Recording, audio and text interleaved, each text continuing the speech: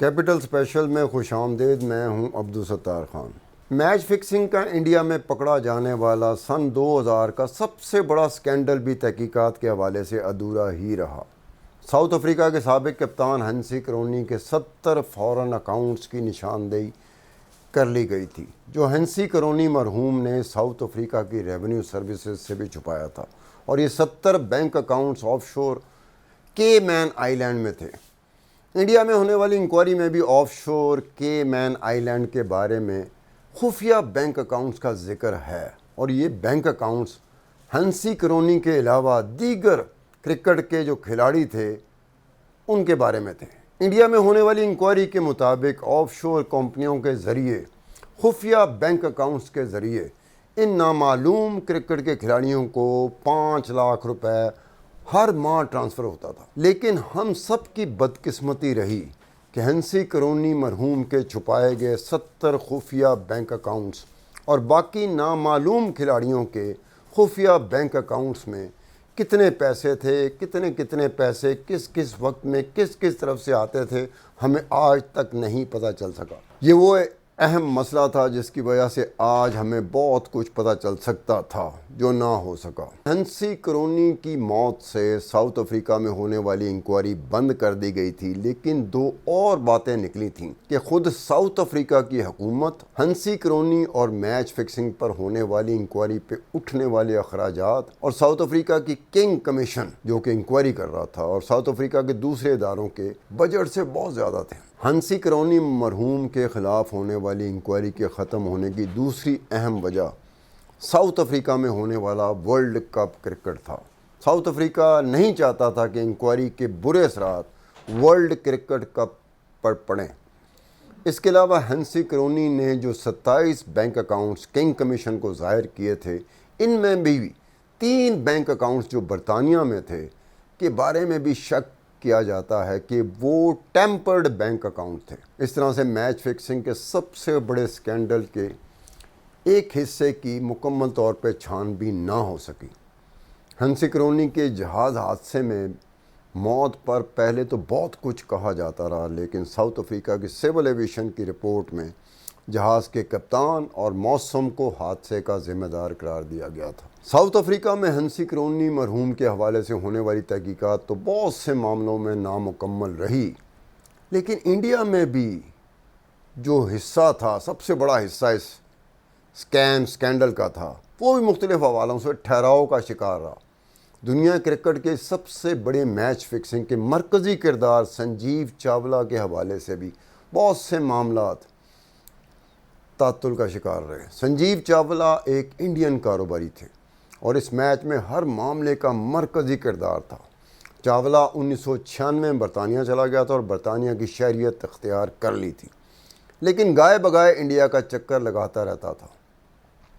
سنجیو چاولہ کو برطانیہ سے انڈیا ایکسٹراڈائٹ کرانے میں 20 سال لگ گئے تھے.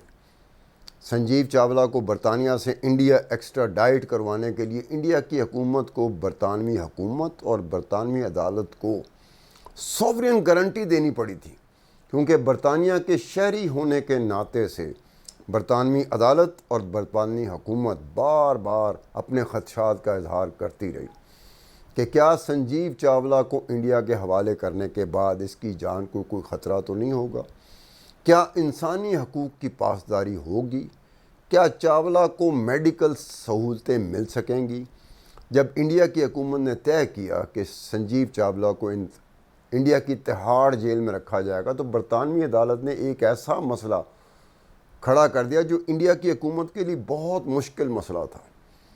برطانوی حکومت نے تہاڑ جیل کے بارے میں کہا تھا کہ تہاڑ جیل دلی بہت سے معاملات میں غیر محفوظ ہے. جب سنجیو چاولہ کو برطانوی عدالت اور حکومت نے انڈیا کے حوالے کیا تو تہاڑ جیل نمبر 3 میں سنجیو چاولہ کو سولیٹری کنفائنمنٹ میں رکھا گیا تھا. جیل نمبر 3 جس بیرک میں چاولہ کو رکھا گیا تھا، اس میں کسی اور کو نہیں رکھا گیا تھا. اس وقت تہاڑ جیل میں کشمیری رہنما بھی قید تھے، جس میں مسرت عالم بھٹ، شیر شاہ یاسین ملک، آسیہ اندرابی، ناہیدہ نسرین، فہمیدہ صوفی، نعیم خان، الطاف شاہ، ایاز اکبر، پیر سیف اللہ، مراج الدین اور غلام محمد بٹ شامل تھے. انڈیا کی عدالت نے بھی جیل حکام کو یاد دہانی کرائی گئی کہ انڈیا کی حکومت اور وزارت داخلہ نے 3 خطوط کے ذریعے برطانوی حکومت اور برطانوی عدالتوں کو یقین دلایا تھا کہ چاولہ کو مکمل حفاظت اور میڈیکل سہولتیں میسر ہوں گی۔ یہ 3 خطوط 28 فروری 2017، 22 سپٹمبر 2017 اور 11 جون 2018 کو لکھے گئے تھے۔ بڑی عجیب سی بات ہے، یا پھر بالکل اتفاقیہ بات ہے کہ برطانوی عدالت اور برطانوی حکومت نے جن خدشات کا اظہار کیا تھا، ان میں سے ایک خدشہ درست ثابت ہو گیا تھا۔ تہاڑ جیل میں صرف 8 دنوں میں 5 قیدی پراسرار طور پر ہلاک ہو گئے تھے، جن میں سے ایک قیدی جیل نمبر 3 میں بھی تھا، جہاں سنجیو چاولہ کو رکھا گیا تھا۔ ان 5 قیدیوں کی ہلاکتوں کی وجہ بظاہر تو فطری وجہ بتائی گئی تھی، لیکن پھر بھی جیل حکام کی طرف سے دفاع 176 کے تحت انکوائری کا حکم دے دیا گیا۔ ڈائریکٹر جنرل پولیس سندیپ گوہل نے بیان دیا تھا کہ 5 قیدیوں کی اموات کا کسی بھی صورت تعلق وائلنس سے نہیں ہے، یقین ہے، لیکن پھر بھی انکوائری ہوگی۔ اس کے علاوہ تہاڑ جیل میں 3 قیدی آپس کی لڑائی میں شدید زخمی ہو گئے تھے۔ زخموں کی وجہ شارپ ایجیکٹ تھی، اور جب سنجیو چاولہ کی ضمانت ہو گئی تو انڈین حکام نے عدالت سے التجا کی تھی کہ سنجیو چاولہ کو ایکسٹراڈیشن کے تحت برطانیہ سے انڈیا لانے میں 20 سال لگ گئے ہیں۔ اگر سنجیو چاولہ کو چھوڑ دیا گیا تو خطرہ ہے کہ چاولہ اس ملک سے یعنی کہ انڈیا سے فرار ہو جائے گا۔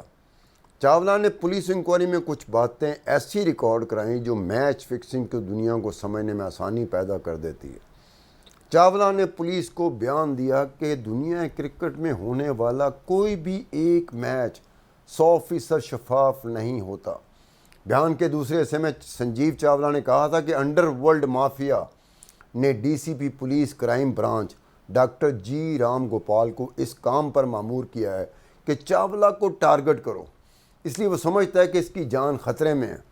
اس نے یہ بیان بھی دیا کہ انڈر ورلڈ مافیا کا سب سے خطرناک حصہ اس میچ فکسنگ میں ملوث ہے، اگر ان کا نام میں نے لے لیا تو مجھے قتل کر دیں گے۔ سن 2000 میں جو میچ فکسنگ ہے اسے کہا جاتا ہے کہ دنیا کا سب سے بڑا میچ فکسنگ کا کیس تھا۔ ایک طرف ہینسی کرونی تھے اور اس کے علاوہ اور بے شمار بڑے بڑے کرکٹرز تھے۔ ہینسی کرونی کے ساتھ یہی ہوا کہ جب 70 آف شور کیمین آئیلینڈ میں جو آف شور اکاؤنٹس تھے ان کا پتہ چلا، لیکن یہ نہیں پتہ چل سکا کہ کس کس اکاؤنٹ میں کتنے پیسے ہیں اور ان اکاؤنٹس میں کہاں سے پیسے آئے ہیں۔ اس کے علاوہ ہنسی کرونی جو 27 بینک اکاؤنٹس بتائے تھے انڈیا کی ریونیو سروس کو، اس میں سے بھی 3 اکاؤنٹ ایسے تھے جو برطانیہ میں تھے جو ٹیمپرنگ ہوئی تھی۔ اس کے علاوہ انڈیا میں جو انکوائری ہو رہی تھی اس میں بھی یہ بات سامنے آ گئی تھی کہ مختلف کھلاڑیوں کے آف شور اکاؤنٹس کیمین آئیلینڈ میں ہیں، لیکن اور جہاں پر یہ انڈیا کی جو پولیس تھی، انڈیا کی جو CBI تھی، وہ یہاں تک پہنچ گئی تھی کہ محتاط اندازے کے مطابق 5 لاکھ روپے ماہانہ ریگولر ان کھلاڑیوں کو آتے ہیں، لیکن نہ ہنسی کرونی کے 70 بینک اکاؤنٹ جو چھپائے گئے تھے ان کا پتہ چل سکا، کیونکہ وہ انکوائری بند کر دی گئی تھی۔ انکوائری بند کرنے کی بظاہر وجہ تو یہی بتائی گئی تھی کہ ہنسی کرونی کی موت ہو گئی تھی ایک جہاز کریش کے نتیجے میں، لیکن اصل وجوہات 2 اور تھیں۔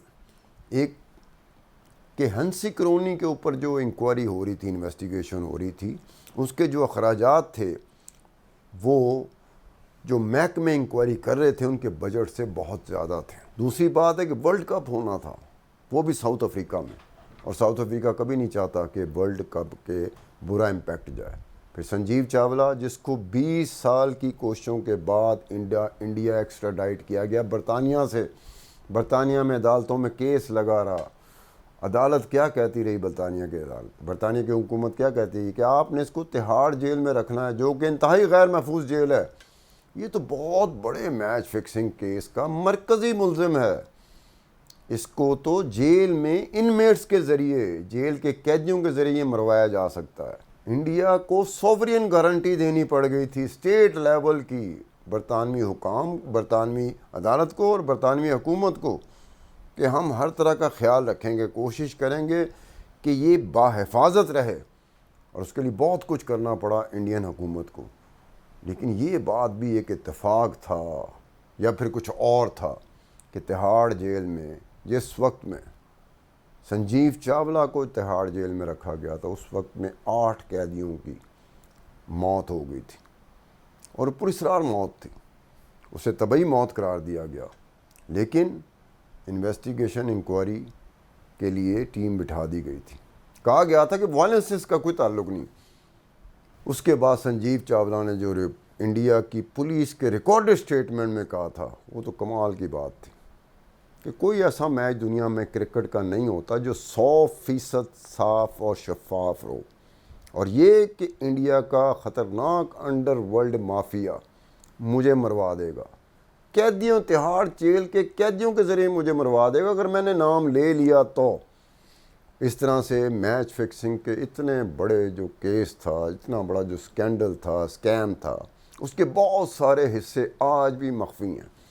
अगर इंक्वायरी मुकम्मल हो जाती, तहकीकात मुकम्मल हो जाती, तो आज 2000 और आज 2022 है, बहुत सारी चीज़ें आ जाती हैं। तो हो सकता है इसका इम्पेक्ट इन 22 सालों में होने वाले क्रिकेट मैचों पर भी पड़ जाता कि मैच फिक्सिंग पे शायद कोई थोड़ा बहुत असर होता, कुछ थोड़ा बहुत इम्पेक्ट इसका जाता, लेकिन वो हो ना सका। उसकी वजह क्या थी?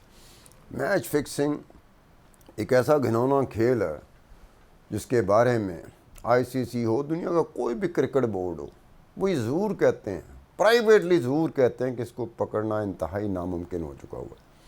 कोशिश बहुत करते हैं।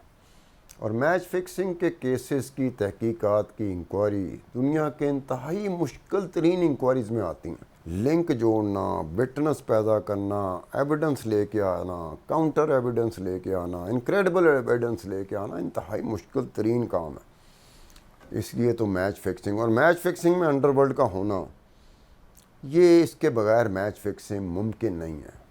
कुछ ऐसे मैच फिक्सिंग्स हुई हैं जिसमें अंडरवर्ल्ड का ताल्लुक़ नहीं था, लेकिन उनकी तादाद, उनकी परसेंटेज बहुत ही कम है। अंडरवर्ल्ड होता है क्योंकि अंडरवर्ल्ड एक पैरेलल सिस्टम चला रहा होता है, स्टेट के पैरेलल चला रहा होता है सिस्टम।